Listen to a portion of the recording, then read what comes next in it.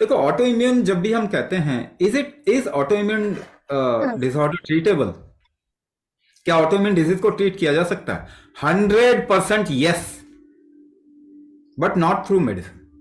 दोबारा से कहानी वहीं पे आ जाती है, दवाई से इसको ठीक नहीं कर सकते। So what is auto immune disorder? Your the immune response of the body has got deviated. देखिए ये सब ना, मैं इतना कॉलेज की पढ़ाई आपको मैं करवाऊंगा यहां पे ना, यूनिवर्सिटी की पढ़ाई, तो आप ठीक नहीं होंगे। What ever knowledge you gain, कहीं से भी किताब पढ़ के आ जाओ जी, आप ठीक नहीं होंगे। सिंपल सी बात है, शरीर पे काम करेंगे जिससे उसके स्ट्रेंथ रिवर्स करेंगे, जिससे उसके फोर्सेस एंड फैक्टर्स ठीक करेंगे, प्रेशर आर्किटेक्चर ठीक करेंगे, आप ठीक हो जाएंगे। सो इम्यून डिविएशन क्यों हो रहा है? बिकॉज हमने पूरा का पूरा एनवायरमेंट बदल दिया।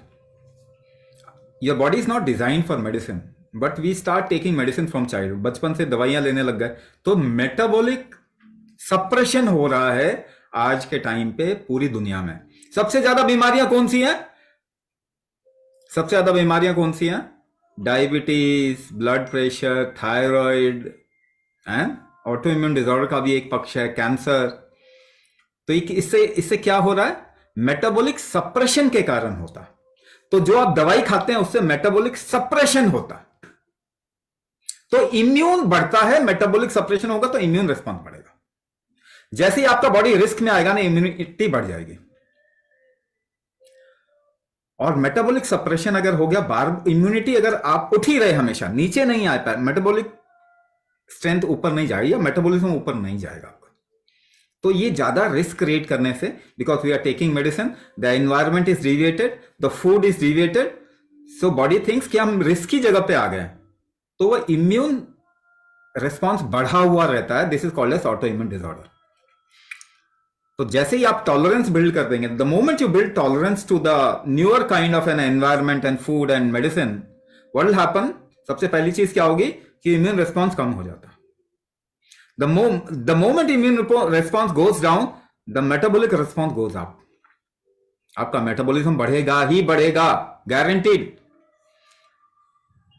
तो क्या डायबिटीज ठीक हो सकती है? बिल्कुल हो सकती है, 100% हो सकती है। थायराइड हो सकता है, ऑस्टियोआर्थराइटिस हो सकता है, रिमेटॉइड आर्थराइटिस हो सकता है, ऑटो इम्यून डिसऑर्डर, कोई भी न्यूरोमस्कुलोस्केलेटल प्रॉब्लम में अगर डीजेनरेटिव डिजीज है, यानी मसल जो है वो या तो हार्ड हो गए हैं, है ना, या मसल्स जो है बिल्ड नहीं हो पा रहे, मसल लॉस हो रहा है, न्यूरो डिजेनरेशन हो, न्यूरोपैथी जिसको कहते हैं, न्यूरो डिजेनरेशन हो गया, ठीक है ना, बोन डेंसिटी का कम हो जाना है, या फिर जॉइंट्स पे इन्फ्लेमेशन होना है। ये सारी चीजें मेटाबॉलिज्म से जुड़ी हुई है, इम्यून रिस्पॉन्स के साथ में जुड़ी हुई। There are certain cases also which is connected to allergic situation. तो अपना टॉलरेंस बढ़ाएंगे। टॉलरेंस कैसे बढ़ा सकते हैं बॉडी का?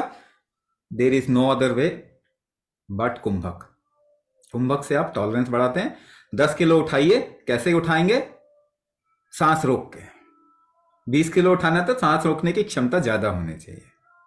तो टॉलरेट कैसे करेंगे ज्यादा? जब आपकी सांस रोकने की क्षमता ज्यादा होगी तो body is able to tolerate various things more easily. जैसे ही बॉडी का टॉलरेंस बढ़ेगा, आप देखेंगे auto immune disorder dip down कर जाएगा, मेटाबॉलिज्म ऊपर आएगा, and many factors in your body will get corrected, वो ठीक होंगे।